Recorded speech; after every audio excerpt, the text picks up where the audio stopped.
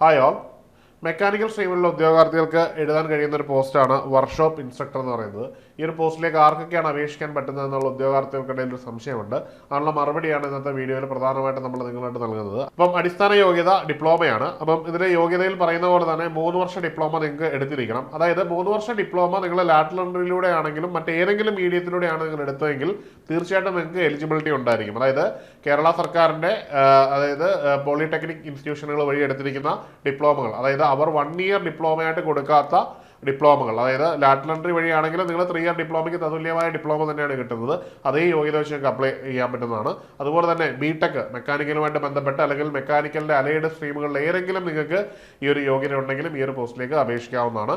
അതും lateral entry വഴി നിങ്ങൾ ജോയിൻ ചെയ്താൽ നിങ്ങൾക്ക് ഈ പോസ്റ്റിലേക്ക് അപേക്ഷിക്കാൻ കഴിയുന്നതാണെന്നുള്ളതാണ് ഏറ്റവും പ്രധാനപ്പെട്ട കാര്യം. അപ്പോൾ ഇത്രയും പോസ്റ്റുകൾ നിങ്ങളുടെ മുമ്പിൽ വളരെയധികം അട്രാക്റ്റഡ് ആയിട്ട് തന്നെ കിടക്കുകയാണ്. അത്യാവശ്യം നിയമനങ്ങളൊക്കെ നടക്കുന്ന ഒരു പോസ്റ്റാണ്. ഈ ഒരു പോസ്റ്റിലേക്ക് അപേക്ഷിക്കാനുള്ള പ്രായപരിധി നമുക്ക് നോക്കാം. നേരത്തെ, അതായത് ഇതിന് മുമ്പ് വന്ന നോട്ടിഫിക്കേഷൻ പ്രകാരം 18 വയസ്സ് മുതൽ 36 വയസ്സ് വരെയായിരുന്നു ഈ പോസ്റ്റിലേക്ക് അപേക്ഷിക്കാനുള്ള പ്രായപരിധി എന്ന് കാണാൻ കഴിയും. ഇപ്പോൾ അതിന് മാറ്റം വന്നിട്ടുണ്ട്. 36 എന്നുള്ളത് 40 എന്ന് പറയുന്ന ഒരു നമ്പറിലേക്ക് കേരള PSC മാറ്റിയിട്ടുണ്ട്. അപ്പോൾ സ്വാഭാവികമായിട്ടും ഇനി നമുക്ക് 40 വയസ്സ് വരെയുള്ള ഒരു ഏജിലായിരിക്കും എഴുതുന്നത്.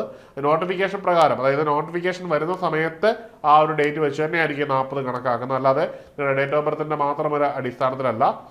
വരുന്ന മാസത്തിൽ നിങ്ങൾക്ക് 40 വരുന്നുണ്ടോ ഇന്ന് കണക്കാക്കി തന്നെ ആയിരിക്കും നോക്കുന്നത്. ഇനി SC ST OBC വിഭാഗങ്ങൾക്ക് മതിയായ ഇളവ് ലഭിക്കുന്നതാണ്. അതായത് OBCക്ക് 3 വർഷവും എക്സ്ട്രാ കിട്ടും. ഇനിയും SC ST വിഭാഗമാണെങ്കിൽ അവർക്കും എക്സ്ട്രാ 5 വർഷവും കിട്ടും. അങ്ങനെയാണ് ഇതിൻ്റെ ഒരു പാറ്റേൺ. പിന്നെ PWD, അതായത് ഫിസിക്കലി ഹാൻഡിക്യാപ്ഡ് ആയിട്ടുള്ളവർക്കൊക്കെ അതിന് ആനുപാതികമായിട്ടുള്ള ഇളവും ഈ ഒരു പോസ്റ്റിൽ ലഭിക്കുന്നതാണ്. അവസാനം നടന്ന എക്സാമിനേഷൻ നമ്മൾ ഒബ്സർവ് ചെയ്യുകയാണെങ്കിൽ ഇതിൻ്റെ അന്നുണ്ടായിരുന്ന നോട്ടിഫിക്കേഷൻ വന്നത് 2022-ലായിരുന്നു. അത് പ്രകാരം DY നിലവിൽ വന്നത് 24-ലാണ്. അന്ന് രൂപപ്പെട്ട കട്ട് ഓഫ് മാർക്ക് എന്ന് പറഞ്ഞാൽ 66.67 മാർക്കായിരുന്നു.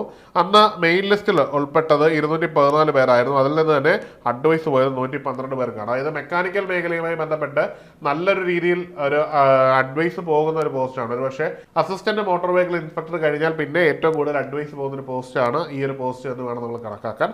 അപ്പോൾ ഈ ഒരു പോസ്റ്റിനുള്ള തയ്യാറെടുപ്പുകൾ വളരെ പെട്ടെന്ന് തന്നെ തുടങ്ങേണ്ടതുണ്ട്. ഇനിയും വേറെ പ്രധാനപ്പെട്ട കാര്യം, ഈ ഒരു പോസ്റ്റുമായിട്ട് ബന്ധപ്പെട്ട് ഇതിന്റെ പഠനരീതികളെ സംബന്ധിച്ചൊക്കെ ഏണസ്റ്റ് അക്കാഡമി ഒരു സൗജന്യ വെബിനാർ നിങ്ങൾക്കായിട്ട് കണ്ടക്ട് ചെയ്യുന്നുണ്ട്. ഈ വരുന്ന 7-ാം തീയതി വൈകുന്നേരം 8 മണിക്കാണ്. അപ്പോൾ എല്ലാവരും എത്രയും പെട്ടെന്ന് ഈ വെബിനാറിൽ പങ്കെടുക്കുക. ഈ ഒരു വെബിനാർ നിങ്ങളുടെ പഠനത്തെ കൃത്യമായിട്ട് ഗൈഡ് ചെയ്ത് മുമ്പോട്ട് കൊണ്ടുപോകാൻ സഹായിക്കുന്ന രീതിയിൽ ചിട്ടപ്പെടുത്തിയിരിക്കുന്നതാണ്. അപ്പോൾ മറക്കണ്ട, ഈ ഒരു വെബിനാറിൽ പങ്കെടുക്കുന്നതിനായിട്ട് താഴെ കാണുന്ന ഗൂഗിൾ ഫോം ഫില്ല് ചെയ്യാവുന്നതാണ്. ഇനി അതുപോലെ തന്നെ നിങ്ങൾക്ക് ഈ പറഞ്ഞ സംശയം എന്തെങ്കിലും കണ്ടന്റിലുണ്ടെങ്കിലും നിങ്ങൾക്ക് ഗൂഗിൾ ഫോം ഫില്ല് ചെയ്യാവുന്നോ അല്ലെങ്കിൽ ഈ കാണുന്ന നമ്പറിൽ ബന്ധപ്പെടാവുന്നതാണ്.